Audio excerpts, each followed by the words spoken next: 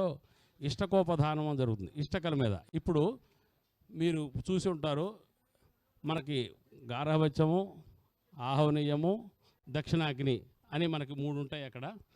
మామూలు యజ్ఞాల్లో మామూలుగా మనం ఇంట్లో ఉన్నట్టుగానే గార్హపత్యం ఉంటుంది, ఆహవనీయం ఉంటుంది, దక్షిణాగ్ని ఉంటుంది. ఈ మహాగ్ని చయనానికి వచ్చేసరికి మనకి 1000 ఇటకలు మీరు అక్కడ చూసే ఉంటారు, అక్కడ అన్నీ తెచ్చిపెట్టారు.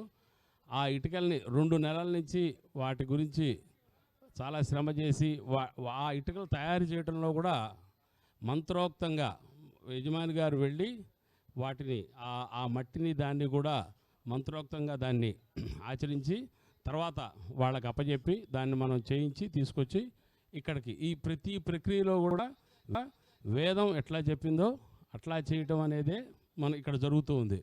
కాబట్టి మనం చేసే ప్రతి కర్మ, ప్రతి ఇక్కడ జరిగే ప్రతి కార్యక్రమం కూడా వేదం ఏం చెప్పిందో అదే.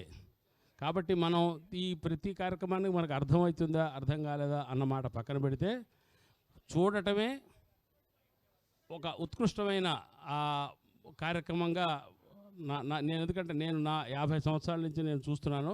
ఎప్పుడు చూసినా సరే దాంట్లో ఒక రకమైన కొత్త ఆనందాన్ని మనం పొందడం జరుగుతుంది.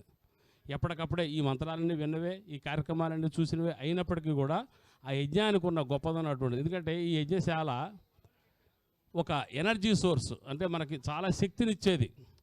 మీరు బాగా ఆలోచించి చూడండి, ఇక్కడికి వచ్చి ఈ శాలలోకి వచ్చిన తర్వాత ప్రతి ఒక్కళ్ళు కూడా ఖచ్చితంగా నిన్నటి రోజు కానీ మొన్నటి రోజు కానీ వాళ్ళకుండే బాధలు కానీ మర్చిపోయి తీరుతారు. ఇది ప్రాక్టికల్గా మీరు అందరూ ఆలోచించుకుని చూడండి. ఇక్కడికి వస్తే ఇదే ఎన్విరాన్మెంటు, ఇక్కడ జరిగే కార్యక్రమాలు, ఇక్కడ ఋత్విక్కులు, ఇక్కడ ఎప్పుడు నీళ్లు చల్లుతారా, ఎప్పుడు మనకు ప్రసాదం పెడతారా, ఎప్పుడు ఏ కార్యక్రమం మనం చూడాలి, విశేషంగా ఏముంటాయి అన్న దాని మీదే మన దృష్టి ఉంటుంది. ఎందుకోసం అంటే రెగ్యులర్గా మనం చేసే కార్యక్రమాలన్నీ కూడా ఈ చండీ యాగాలు కానీ రుద్రయాగాలు కానీ మామూలుగా ఈ కార్యక్రమం ఇంట్లో సత్యనారాయణ సమర్థం చేసుకున్నా, మన ఇంట్లో గణపతి పూజ చేసుకున్నా, అయ్యప్ప పూజ చేసుకున్నా, ఏమైనా రకరకాలుగా మనం చేసుకుంటాము. ఇవి వేటిని అనుసరించి చేస్తాము, వారి ఇప్పుడు యజుర్వేదులు అయితే యజుర్వేద మంత్రాలతో, ఋగ్వేదులు అయితే ఋగ్వేద మంత్రాలతో వారి శాఖ అనుసరించినట్టుగా వాళ్ళ ఋషులు చెప్పిన పద్ధతిలో వాటిని ఆచరిస్తారు. ఇక్కడ ఈ యజ్ఞానికి వచ్చేసరికి మనకి 4 వేదాల వినియోగం జరుగుతుంది. ఇక్కడ అదొక పెద్ద ప్రక్రియ. 4 వేదాలు వినియోగం జరగటం అనేది యజ్ఞంలోనే జరుగుతుంది. కాబట్టి ఆ యజ్ఞం అనేది ఎప్పుడు పడితే అప్పుడు మనం అనుకున్నట్టుగానో మనం ఏదో ఇవాళ నేను రేపొద్దున యజ్ఞం చేయాలి అని అంటేనో అది అయ్యేది కాదు. దానికి యజ్ఞం ఆచరించాలంటే దానికి కాలం నిర్ణయించబడ్డది, ఉత్తరాయణంలోనే చేయాలని. దానికి చేయటానికి కొన్ని విధులు చెప్పబడ్డాయి. చేసే యజమాని ఎటువంటి పుట్టినప్పటి నుంచి ఆయనకి మనకి చెప్పిన షోడశ కర్మలు అన్నీ అయినాయా లేదా, వీటన్నిటిని కూడా పరిగణలోకి తీసుకొని మాత్రమే యజమాని చేత ఈ కార్యక్రమాన్ని ఆచరింపజేస్తారు. నా దగ్గర డబ్బులు ఉన్నాయి, లేకపోతే నా దగ్గర పవర్ ఉంది, లేకపోతే నేను ఏదో పెద్ద మినిస్టర్ని అని అనుకుంటే కూడా ఇది అయ్యే కార్యక్రమం కాదు. ఈ కార్యక్రమానికి ఉన్న విశేషత ఏంటంటే చేసే వ్యక్తికి కూడా చాలా నియమ నిబంధనలు ఉంటాయి. ఆ నియమ నిబంధనలు తర్వాత వారు పుట్టిన వంశంలో వాళ్ళ పెద్దలు ఆచరించిన విధానాలు, ఆ తర్వాత వారికి జరిగిన ఉపనయనము, వారికి జరిగిన వివాహము, తర్వాత ఇత్యాది కార్యక్రమం, వారు ఆచరించే ఉపాసన, మన ప్రతిరోజు అగ్ని ఉపాసన ఆచరించడము, ఇవన్నీ కూడా దృష్టిలో పెట్టుకొని వీటన్నిటిని అనుసరించి మాత్రమే యజ్ఞానికి అర్హత పొందుతారు, యజ్ఞాన్ని ఆచరించడానికి వాళ్ళు ఉద్యుక్తులవుతారు. అటువంటి యజ్ఞాలు ఈ నేల మీద ఈ దుద్దూరు గ్రామంలో అనేకం నిర్వహించబడ్డాయి. మా ముత్తాత గారి తండ్రి దగ్గర నుంచి, అంటే దగ్గర 200 సంవత్సరాల క్రితం దగ్గర నుంచి కూడా ఇక్కడ యజ్ఞాలు ఆచరించడం అనేది ఉంది. కాబట్టి దీనికి యజ్ఞవారు ఊరని, యజ్ఞభూమి అని ఇలాగా రకరకాలుగా కూడా మనకి ఆచారంలో అనుకోవటం ఉన్నది. ఎందుకంటే ఒక తరం మనుషులు చూసింది కాదు ఇది, ఇవాళ ప్రస్తుత తరం మనుషులు చూసింది కాదు. కనీసం అంటే 5-6 తరాల ముందు నుంచి కూడా ఈ గడ్డ మీద ఈ పరిసర ప్రాంతాల్లోనే ఇక్కడి నుంచి ఒక 1/2 కిలోమీటర్ రేడియస్లోనే అనేక యజ్ఞాలు నిర్వహించబడ్డాయి. నేను చూడలేదు కానండి, మా ముత్తాత గారి యజ్ఞం ఇక్కడికి కొంచెం ముందుగా ఆ వరిసేలు ఉన్నాయి, అక్కడ జరిగింది.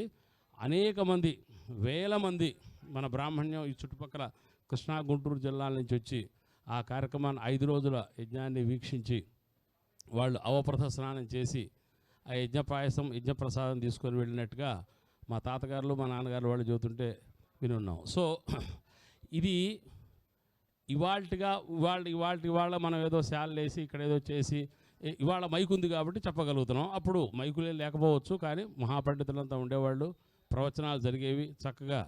అయితే ఇవాళ పరిస్థితి చూస్తే ఈ కార్యక్రమం మనకి 18వ తారీఖున మొదలైంది. 19వ తారీఖు, 20వ తారీఖు, 21వ తారీఖు కార్యక్రమం 3వ రోజుకు వచ్చింది. 3వ రోజున కార్యక్రమాలు చాలా విశేషమైన కార్యక్రమాలు ఉంటాయి. నేను అనుకున్నాను ఇప్పటికే శాల నిండిపోవాలి, ఇప్పటికే జనం వచ్చి ఉండాలి అంటే దాని యందు మనకున్న ఆసక్తి ఆ రకంగా తెలుస్తుంది. సరే, కొంతమందికి అవగాహన ఉండొచ్చు, అవగాహన లేకపోవచ్చు. అందువల్ల అందరికీ నేను మనవి చేసేది ఏంటంటే, కుటుంబ సభ్యులకైతే ఏంటి, ఆస్తిక మహాశయులకైతే ఏంటి, అందరికీ కూడా దయచేసి అందరూ శాల దగ్గరికి రండి. ఇవాల్టి కార్యక్రమాలు చాలా విశేషమైన కార్యక్రమాలు. యజ్ఞం చాలా ఘనంగా ప్రారంభమైంది. ఇప్పుడు మీరు ఇందాక తేడా చెబుతూ వచ్చాను. ఈ 3 గార్హపత్యం, ఆహ్వనీయము, దక్షిణాగ్ని అన్న 3లో గార్హపత్యం అది అలాగే ఉంటుంది. ఇప్పుడు మీరు ఆహ్వనీయాన్ని చూడండి, ఇష్టకలతో దాన్ని పెద్దదిగా చేశారు. అంతకుముందు మామూలుగా చిన్నగానే ఉంటుంది. ఈ అగ్ని చయనంలో ఉన్న విశేషం అది.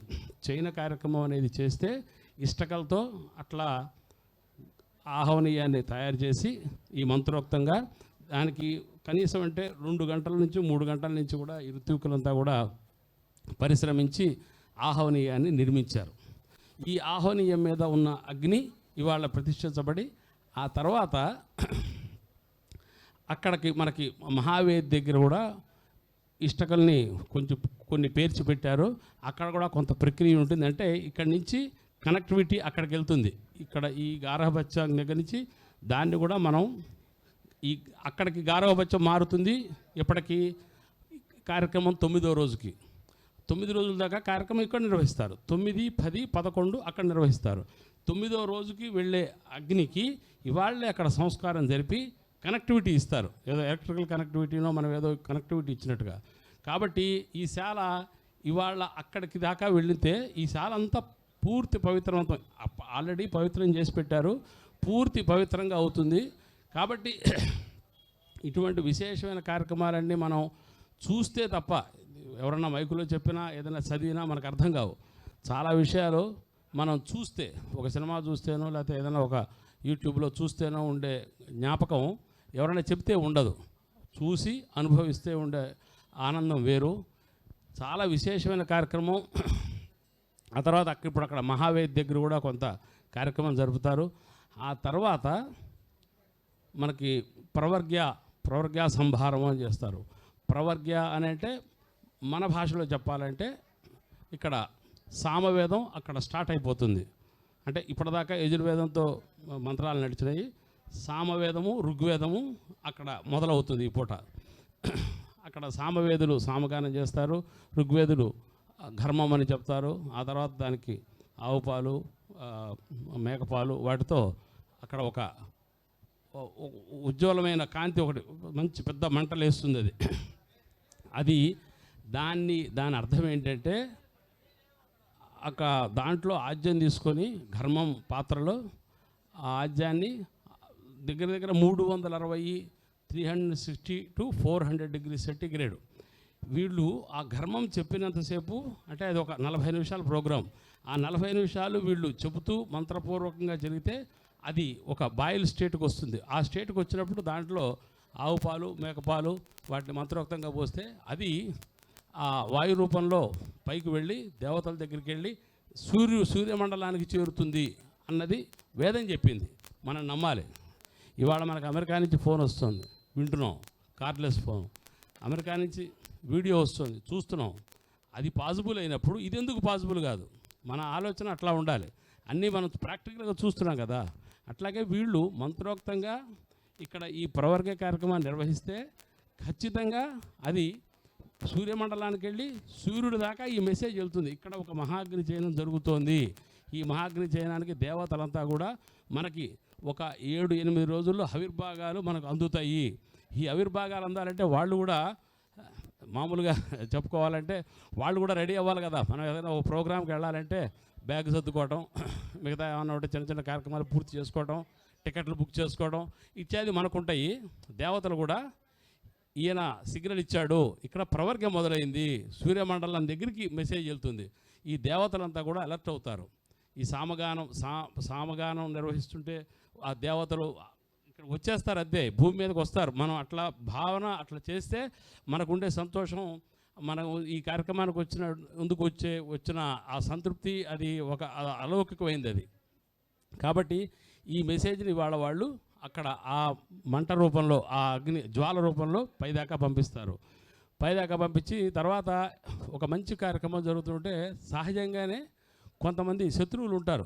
శత్రువు అంటం కన్నా కూడా కొంత చేశారులే, వీళ్ళు ఏం చేస్తున్నారు, వాళ్ళు ఏం చేస్తున్నారు. మనకేమిటి, దేవతలు ఇక్కడ రావడానికి సిద్ధమవుతారు. దేవతలను అడ్డుకునే వాళ్ళు ఎవరు? రాక్షసులు, అసురులు. ఈ రాక్షసులు ఇక్కడ ఓహో ఇదేదో చేస్తున్నారు, దేవతలు అక్కడికి వెళ్ళేసి ఇక్కడంతా శక్తి అంతా సంపాదించుకుంటారు అని చెడగొట్టడం కోసం వాళ్ళు కిందకి దిగుతారు. వాళ్ళు కిందకి దిగితే ఉపసత్తు అనే కార్యక్రమం వీళ్ళు తయారు చేసి, ఉపసత్తు ఆ ఉపసత్తు కార్యక్రమం చేసేటప్పుడు మీరు చూస్తే మీకు అర్థమవుతుంది. మంత్రాలు పెద్దగా చదవరు, ఎందుకంటే చదివితే వాళ్ళు విని జాగ్రత్త పడతారు. అంటే మనం సర్జికల్ స్ట్రైక్స్ చేస్తాం కదా, మన సైన్యం సర్జికల్ స్ట్రైక్ చేసి ఏం చేస్తుంది, కామ్గా ఓ మూల నుంచి ఎలా వెళ్ళి టక్ టక్ కొట్టొచ్చేస్తుంది. అట్లాగే వీళ్ళు ఈ ఉపసత్తు అనే కార్యక్రమం నిర్వహించేటప్పుడు ఈ మంత్రాలన్నీ కూడా చాలా సైలెన్స్గా, అంటే వాళ్ళకి మాత్రమే వినిపించేటట్టు చేస్తారు. చేసి ఒక్కసారి వాళ్ళని స్ట్రైక్ చేస్తారు. స్ట్రైక్ చేస్తే ఆ రాక్షసులు వెళతారు. ఇది మన భావన. ఆ మంత్రాల్లో చాలా అర్థం ఉంటుంది, మన లౌకిక భాషలో అర్థం అవటం కోసమని నేను చెప్తున్నాను. ఆ ప్రవర్గ్య దేవతల్ని పిలవటం, ఉపసత్తు రాక్షసుల్ని వెళ్ళగొట్టడం. ఆ తర్వాత సుబ్రహ్మణ్య ఆహ్వానం అని ఒక ప్రోగ్రాం జరుగుతుంది. సుబ్రహ్మణ్య ఆహ్వానం అంటే సామవేద మంత్రాలతో మరింత సుబ్రహ్మణ్యుడు అంటే సుబ్రహ్మణ్యుడు, అంటే మంచి, బ్రహ్మణ్యుడు అందరికీ కూడా మంచి కలగజేసేవాడు సుబ్రహ్మణ్యుడు. ఈ సుబ్రహ్మణ్యుడిని ప్రతిరోజు పిలవాలి, ఆయనకి అత్యంత గౌరవ మర్యాదలు ఇవ్వాలి. ప్రవర్గ జరిగి దేవతలకు చెప్పి రాక్షసుని వెళ్ళగొట్టిన తర్వాత, అయ్యా మమ్మల్ని అందరినీ ఇక్కడికి వచ్చి నువ్వు కాపాడు, ఈ కార్యక్రమం సజావుగా జరిగేటట్టు చూడు అన్నట్టుగా వారితో సామగానంతో వారిని ఆహ్వానించడం జరుగుతుంది. ఆ తర్వాత అందరికీ కూడా ప్రసాద వితరణ జరుగుతుంది. ఈ కార్యక్రమాలు ఇలా మొదలవుతాయి. ఇవాళ ఈ ప్రవర్గ సంభారం అంటే ఇప్పుడు నేను చెప్పిన ఈ ప్రవర్గ చేయటానికి, ఉపసత్తు చేయటానికి చాలా పరికరం అంటే నా ఉద్దేశంలో సుక్కు స్రవంతో పాటు పెద్ద స్రవము, తర్వాత ఈ ఘర్మం పాత్ర, కొన్ని విశేషమైనవన్నీ కూడా ఉంటాయి. వాటన్నిటిని కూడా వాళ్ళు ఇక్కడ ఇప్పుడు సేకరించి వాటన్నింటినీ శుద్ధి చేసి రెడీ చేస్తారు.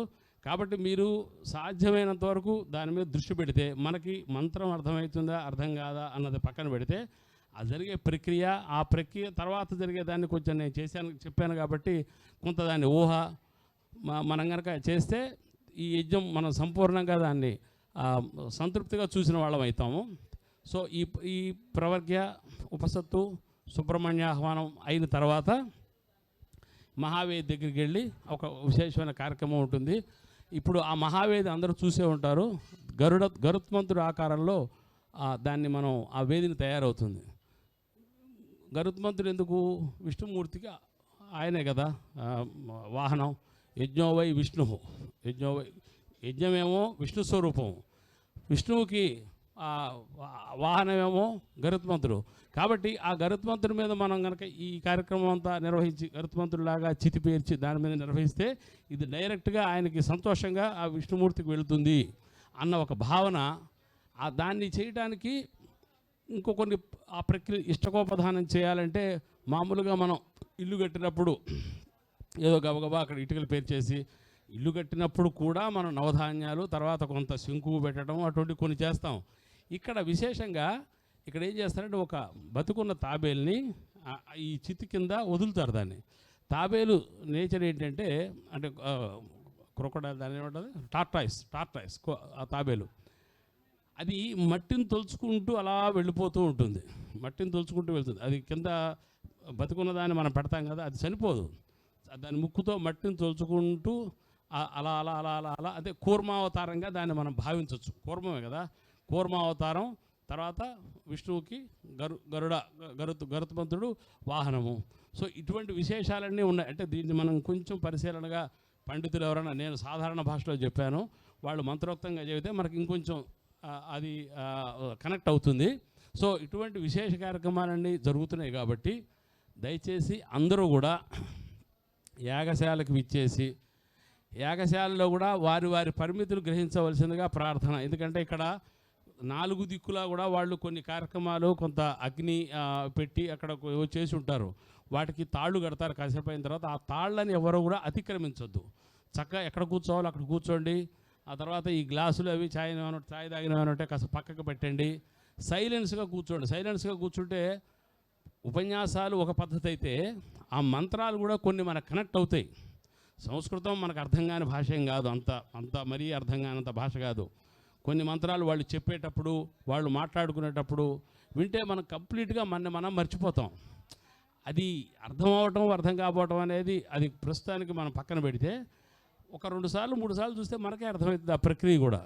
కాబట్టి దీంట్లో ఇటువంటి విశేషమైన కార్యక్రమాలు ఈ మహాగ్ని చయనంలో ప్రథమ సహస్ర మహాగ్ని చయనం ఆయన ఎంతో శ్రమ కూర్చి యజమాని గారు 3 రోజుల దీక్ష, ఇవాళ 3వ రోజు దీక్ష.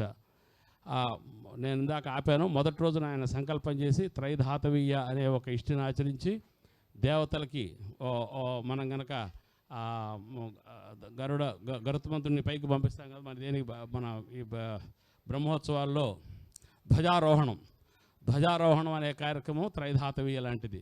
ధ్వజారోహణం అనే కార్యక్రమాన్ని నిర్వహించి, అంటే త్రైధాతవీయ అనే ఆయన కార్యక్రమాన్ని నిర్వహించి 18 మంది ఋత్విక్కుల్ని వాళ్ళని ఆయన ఎంపిక చేసుకొని వాళ్ళకి ఈ కార్యక్రమం నిర్వహించండి అని వారు కోరటము, వారికి తగు రీతిలో మర్యాద చేసి మధుపర్కము, తర్వాత వారికి వస్త్రాలు, ఇవన్నీ కొన్ని వాళ్ళకి తీపి పదార్థం ఇవన్నీ ఇచ్చి వాళ్ళని ఏంటంటే ఎంతో గౌరవంగా ఒక ఋత్విక్కుని మనం పిలిచామంటే మనం ఏదో ఇస్తాం వాళ్ళేదో వచ్చారు అన్నది కాదు. ఋత్విక్కు ఇక్కడ దేవతతో సమానం. వాళ్ళందరూ దేవత రిప్రజెంటేటివ్లు. ఇప్పుడు మన గుళ్ళో వెళ్తే పూజారి గారికి మనం దండం పెడతాం. ఎందుకు పెడతాం? పూజారి గారు అక్కడ ఆ గుళ్ళో ఉండే దేవుడికి ఆయన మన మీడియా, మీడియా, ఆయన హారతి ఇస్తే దేవుడికి వెళ్తుందని, ఆయన నైవేద్యం పెడితే దేవుడు స్వీకరిస్తాడని, ఆయన చేతుల మీద మనకి ప్రసాదం పెడితే మంచి జరుగుతుందని, ఆయన షటగోపురం పెడితే మంచి జరుగుతుందని, ఆయన అక్షంతలు వేస్తే మంచి జరుగుతుందని. ఇదే కదా మన విశ్వాసం. అక్కడ ఎక్కడికి పోయినా, వెంకటేశ్వర స్వామి దగ్గర పోయినా, నరసింహస్వామి దగ్గర పోయినా, శివాలయంకి పోయినా అదే విశ్వాసం. ఇక్కడ ఈ 18 మంది కూడా వాళ్ళ మీద విశ్వాసం ఉంచి యజమాని గారు ఆ ఋతుక్కుల్ని ఎన్నుకొని ఇక్కడ వాళ్ళని నిర్వహించడం కోసం పెట్టారు. కాబట్టి వాళ్ళకి మనం అడ్డం రాకుండా వాళ్ళు చేసే ప్రతి కార్యక్రమాన్ని మనం చూస్తూ, వాళ్ళు ఈ విశేషమైన కార్యక్రమాలప్పుడు చెప్తారు, మన మీద ఆ నీళ్లు చల్లేటప్పుడు నీళ్లు చల్లుతారు, ప్రసాదం ఇచ్చేటప్పుడు ప్రసాదం ఇస్తారు. మనం వాళ్ళు సైలెన్స్గా ఉండమన్నప్పుడు సైలెన్స్గా ఉండి మనం కనుక ఆచరిస్తే ఈ 18 మంది దేవతలు, యజమానురాలు, సరే వాళ్ళు ఒక స్థితి, వాళ్ళు ఇప్పుడు దీక్షలో ఉన్నారు కాబట్టి వాళ్ళు దేవుడికి కూడా దండం పెట్టవలసిన అవసరం లేదు. అంతా వాళ్ళకి వాళ్ళే గొప్ప. దీక్ష గొప్పతనం ఏంటంటే మనమంతా ఇప్పుడు వారికి దండం పెడతాం, మిగతా వాళ్ళంతా కూడా వాళ్ళు ఇప్పుడు దీక్షలో ఉన్నప్పుడు వాళ్ళ అక్షంతలు వాళ్ళే వేసుకోవాలి. పెద్దవాళ్ళు ఎవరన్నా ఉన్నా కూడా వేయాల్సిన అవసరం లేదు. అంటే ఆ దీక్ష గొప్పతనం అట్లా ఉంటుంది. ఎందుకు ఆ గొప్పతనం వచ్చింది అంటే ఆయన మొదటి రోజున సంకల్పం చేసి త్రైధాతవీయ చేసిన తర్వాత ఈ 18 మంది ఋతుక్కులకి మర్యాదలన్నీ చేసిన తర్వాత ఆయన కంప్లీట్గా ఆయన సమర్పించుకున్నాడు. ఆయనకు సమర్పించుకోవడం అంటే ఏంటి? ఈ కార్యక్రమం నిర్వహించమని కొంతమందిని చెప్పాడు. ఆ తర్వాత ఆయన శిరోమండనం చేసుకుంటాడు. అంటే ఈ చుట్టూ మనకు మమకారమైనవి ఏంటి? గోళ్ళు, జుట్టు, మీసాలు, ఇవన్నీ మనం మమకారంగా ఫీల్ అవుతాం కదా, ఇవన్నీ తీసేస్తాడు. తీసేసి అప్పటిదాకా భోజనం చేయని వాడు ఆయన లాస్ట్ భోజనం, అంటే ఈ కార్యక్రమం ఈ 11 రోజులు జరుగుతుంటే ఇంకా తినడానికి వీల్లేదు కాబట్టి ఆ రోజున ఆయనకి దీక్షా భోజనం అని పెడతారు.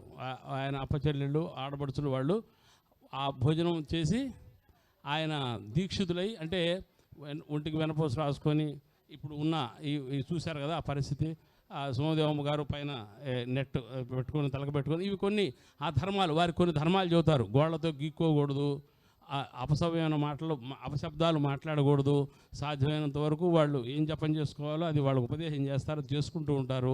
సో ఈ రకమైన కఠోరమైన దీక్ష ఆయన మొదలెట్టి ఆ తర్వాత ఆయనకి అన్నపానీయాలు ఉండవు.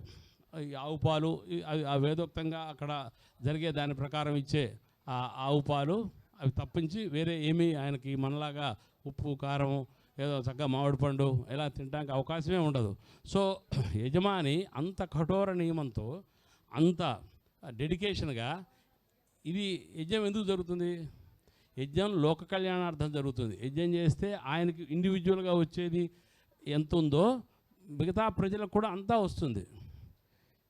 అందుకని యజ్ఞం కళ్యాణ హేతవ అన్నారు. అంటే కళ్యాణం అంటే ఏంటి? మంచి, అందరికీ మంచిది అది. ఆయన చేయటం మూలాన ఆయనకు ఒక పేరు మాత్రమే వస్తుంది. వాజ్పేయి అదులు గారు పోయి రేపొద్దున చైన్లు గారు అవుతాడు. కానీ ఇప్పుడే చూడండి, ఇప్పుడే చినుకులు పడుతున్నాయి. కాలమహిమ కొంత ఉండొచ్చు, కాలమహిమని మనం తీసేయడానికి ఎప్పుడూ లేదు. కానీ దాంతోపాటుగా చక్కగా మనకు కావాల్సిన వర్షాలు, ఇప్పుడు అదే కదా భగవద్గీతలో చెప్పింది కూడా అదే కదా. యజ్ఞం వల్ల వర్షం కలుగుతుంది, వర్షం వల్ల పంటలు పండుతాయి, పంటలు పండితే జనాలకి అన్నం దొరుకుతుంది, అన్నం వల్ల శక్తి వస్తుంది, శక్తి వస్తే తెలివితేటలు వస్తాయి, తెలివితేటలు వస్తే ఇంకా మంచి చేస్తాం, మళ్ళీ యజ్ఞం చేస్తాం, మళ్ళీ ఇంక ఈ సైకిల్ తిరుగుతూ ఉంటుంది. కాబట్టి ఇది శృతి చెప్పింది కాబట్టి చెయ్యటానికి అర్హత ఉన్నవాళ్ళు, చేయటానికి అవకాశం ఉన్నవాళ్ళు చేయవలసిందే. వారికి సహకరించే వాళ్ళుగా మనమంతా కూడా ఇటువంటి కార్యక్రమం జరిగేటప్పుడు వచ్చి దీని కార్యక్రమాన్ని వీక్షించి మనకి చేతైన, ఇది చాలా మహోత్కృష్టమైన కార్యక్రమం. మిగతా యజ్ఞాలు 5 రోజులు జరుగుతాయి, దానికి ఏదో కొంత ఖర్చు అవుతుంది అనుకుంటే ఆల్మోస్ట్ దానికి డబల్ ఖర్చు అవుతుంది. అంటే దగ్గర ఒక 40 నుంచి 50 లక్షల దాకా ఈ ఖర్చు అవుతుంది. అయితే ఇదంతా అవన్నీ ఆలోచిస్తే ఆయన కార్యక్రమమే చేయలేడు. కానీ మనం చేసేది లోక కళ్యాణార్థం. మనం వర్షాలు పడాలి, చక్కగా పంటలు పండాలి, సుభిక్షంగా ఉండాలి ప్రజలు అన్న దాంతోనే ఆయన ఆ భావనతో ఒక రకమైన ఆయన శ్రమని పెట్టుబడిగా పెట్టి ఇక్కడ కార్యక్రమాన్ని మొదలెట్టాడు ఆయన. కాబట్టి దీన్ని మనం గ్రహించి మనం చేయగలిగింది ఏంటి, ఎవరి శక్తి అనుసారం వాళ్ళు కూడా యజ్ఞానికి, ఎందుకంటే యజ్ఞం ఎట్లా చేయమన్నారంటే ఆయన నా దగ్గర ఒక 1 కోటి రూపాయలు ఉన్నాయి కాబట్టి 1 కోటి రూపాయలు ఖర్చు పెట్టి చేస్తాను, నాకు అన్ని మంత్రాలు వచ్చు కాబట్టి నేనేదో నలుగురిని నేనే పెట్టుకొని చేస్తాను, అవన్నీ కుదరవు. యజ్ఞం అది పబ్లిక్ ప్రాపర్టీ, బహిర్యాగం అంటే ఇక్కడ పబ్లిక్గానే చేయాలి, అందరూ రావాలి, అందరి దగ్గర నుంచి కూడా దానికి సంబంధించిన సేవలు పొందాలి. సేవలు అంటే ఎవరికి ఏది తోస్తే అది, డబ్బు ఉన్నవాళ్ళు డబ్బు ఇవ్వచ్చు, వస్తువులు ఇక్కడ కావాల్సిన ఆజ్యం ఉంటుంది, తర్వాత ఈ భోజన పదార్థాలు వితరణగా మనకి భోజనాలు నడుస్తున్నాయి, అంటే ప్రసాదం అందరికీ కూడా తీర్థ ప్రసాదాలను నడుస్తున్నాయి. కాబట్టి ఇవన్నీ నడవాలనంటే శక్తికి మించిన పని అది. ఒక మనిషి ఎంత సంపాదించినా కూడా ఒకేసారి ఒక 40 లక్షలు ఖర్చు పెట్టాలని కూడా అయ్యేది కాదు. కాబట్టి దీన్ని కూడా దృష్టిలో పెట్టుకొని మనం ఏం చెయ్యాలి అన్నదాన్ని ఎవరికి వాళ్ళే ఆలోచించుకొని వాళ్ళు తగు రీతిలో సహాయం చేస్తే కూడా మరింత బాగుంటుంది. ఇంకా కొన్ని చేయాలి, ఇంకా కొంత చేయాలన్న ఒక సంకల్పం ఆయనకి కలగటం, దానివల్ల మనకి ఇంకా మంచిగా జరగటం జరుగుతుంది. అదొక పార్టు. సరే, ఇవాళ ప్రకృతంలో ఇవాళ కార్యక్రమాలన్నీ నేను ఆల్రెడీ చెప్పున్నాను. దయచేసి మరొకసారి అందరికీ కూడా, బంధుమిత్రులకి, మనకి ఇక్కడ ఉండే గ్రామంలో ఉండే ఆస్తిక మహాశయులకి, తర్వాత మీ అందరూ కూడా ఇప్పుడు ఎవరినైతే ఈ యజ్ఞం జరుగుతుందని తెలుసో చాలా సెల్ ఫోన్లు ఉన్నాయి, చాలా ఫాస్ట్గా మనకి ఇన్ఫర్మేషన్ పాస్ అవుతుంది. దయచేసి 25, 26, 27 కార్యక్రమాలు చాలా విశేషమైన కార్యక్రమాలు. ఆ విశేషమైన కార్యక్రమాలకి మన ఆడపడుచుల్ని, మన చుట్టాలని సాధ్యమైనంత వరకు చెప్పండి. ఎంతమంది వచ్చినా మనకి ప్రాబ్లం లేదు. ఇక్కడ భోజనానికి కానీ, ఇక్కడ చూడటానికి కానీ ఆ భగవంతుడు ఆ అవకాశం కల్పిస్తాడు. ఏదో ఒక 1000 మంది వస్తే ఎట్లా నుంచో పెడతారని అంటే అది అలాగే జరుగుతుంది. ఎలా జరుగుతుందంటే అనేక యజ్ఞాలు జరిగినాయి, అనేక కార్యక్రమాలు మనకి అట్లా సక్సెస్ఫుల్గా మనం చేసుకొని ఉన్నాము. ఇటువంటి విశేషమైన కార్యక్రమం జరుగుతుంది అన్నదాన్ని మనం తెలియజేస్తే తప్ప ఎవరికీ తెలియదు. మనం చూసాం ఇక్కడ జరిగేది. ఇక్కడ ఇష్టకలు పేర్చారు, అక్కడ ఇష్టకలు పేర్చారు, ఈయన ప్రవర్గి అంటున్నాడు, ఉపసత్తు అంటున్నాడు, రాక్షసుడు అంటున్నాడు, దేవతలు అంటున్నాడు, 18 మంది ఋత్విక్కులు అటు ఇటు పరిగెత్తుతున్నారు, ఏంటో చేస్తున్నారు. ఈ దీక్ష ఇవన్నీ కొత్తగా ఉంటాయి కదా. ఈ కొత్తదనం మనం చూసాం కాబట్టి మన బంధుమిత్రులకు కూడా చెప్పి ఎక్కడ ఉన్న వాళ్ళైనా సరే అవకాశం చూసుకొని 25, 26, 27, 28 రోజున చాలా విశేషంగా ఉంటుంది. అంటే ఇదంతా నేను చెబితే మీకు అర్థం కాదు, దాన్ని అనుభవిస్తే అర్థమవుతుంది. సోమయాగం జరుగుతుంటే ఉండే ఆనందం అది అనుభవిస్తేనే తెలుస్తుంది. అనుభవించడం అంటే ఏంటి, మనం ఇక్కడ శాలలో కూర్చొని చూస్తే వాళ్ళు ఆ సోమరాజుని ఇప్పుడు ఆ సోమరాజుని కూడా అక్కడ ఎంత గౌరవంగా కూర్చోబెడతారో చూస్తే తెలుస్తుంది మనకు ఆ ప్రోటోకాల్ అనేది ఎట్లా ఉంటుంది అన్నది. దేవతలకి మనం ప్రోటోకాల్ ఎట్లా ఇస్తాము అన్నది ఇప్పుడే నిర్ణయం అవుతుంది. ఇప్పుడు మీకు తెలుస్తుంది. మీకు ఈ ప్రవర్గ ఇవ్వడానికి ముందు అక్కడ సోముడిని తీసుకొచ్చి పెట్టాలి. అక్కడ సోమరాజు గారిని తీసుకొచ్చి ఆయన సమక్షంలో ఈ ఋత్వికులంతా కూడా మేము ఐకమత్యంగా పనిచేస్తాము, ఈ 18 మంది ఈ కార్యక్రమాన్ని మేము చేస్తాము అని ఆయన దగ్గర ప్రమాణం చేస్తారు. ప్రమాణం చేసిన తర్వాత ఈ కార్యక్రమాలు మొదలవుతాయి. తర్వాత ఆయనకు అనుక్షణం ఉదయం సాయంత్రం ఆయన దగ్గరికి ఎప్పటికప్పుడే ఆయనకు మాటిస్తూ ఉండాలి. వీళ్ళందరూ వెళ్ళి అక్కడ అది వేదోక్తంగా చేస్తారనమాట. ఆయన దగ్గరికి వెళ్ళి ప్రామిస్ చేసి వచ్చి ఈ కార్యక్రమాన్ని నిర్వహిస్తారు. అంటే ఇది ఒక ఆర్గనైజ్డ్ మేనర్లో జరుగుతుంటుంది. ఇదంతా కూడా వేదం ఇట్లా చెప్పింది, ఇట్లా చేస్తున్నారు. కాబట్టి మనం చూస్తే ఓహో ఇట్లా ఆ తర్వాత వాళ్ళు ఆ సోమరాజు గారిని మర్యాదగా మళ్ళీ ఇంకా ముందుకు తీసుకొచ్చి ఇప్పుడు మనం కూర్చున్న అవకాశం లేకుండా వాళ్ళంతా దాన్ని సదస్యమని, హవిర్దానం అని, మహావేదని నెమ్మదిగా తయారవుతాయి. ఈ 3 రోజుల్లో అక్కడికి రావటం, ఆ మర్యాదగా ఆయన అక్కడ తీసుకొచ్చి సోమరసాన్ని తయారు చేయటం, తర్వాత సోమరసంతో అక్కడ 3 వేదాలు ఉపయోగించి యజ్ఞం పూర్తి చేయటం, తర్వాత ఔపద స్నానం. చాలా విశేషాలు ఇంకా ముందు చెప్పుకోవడానికి చాలా ఉన్నాయి. దయచేసి నేను అందరినీ రిక్వెస్ట్ చేసేది ఏంటంటే మన బంధుమిత్రులను కానీ గ్రామ ఆస్తికులను కానీ అందరూ దీన్ని తెలియజేయండి. దీనికి ఇతోధికంగా అందరూ వారి అవకాశానుసారం దాన్ని అక్కడ చక్కగా యజమాని ఇక్కడ భిక్షాపాత్ర అని ఉంటుంది. ఆ భిక్షాపాత్ర అది పబ్లిక్ కోసం పెట్టిందే. దాన్ని మీరు ఏదైనా ఎట్లాగైనా సరే మీకు తోచిన రీతిలో దాంట్లో ఇస్తే యజ్ఞేశ్వరుడికి సమర్పణ అవుతుంది. తర్వాత ఈ కార్యక్రమాలన్నీ కూడా విశేషణ కార్యక్రమాలు చూసిన ఒక సంతృప్తి మనకి కలుగుతుంది. కాబట్టి దయచేసి దీన్ని గమనించవలసిందిగా ప్రార్థిస్తున్నాను. యజ్ఞేశ్వరాయ నమః.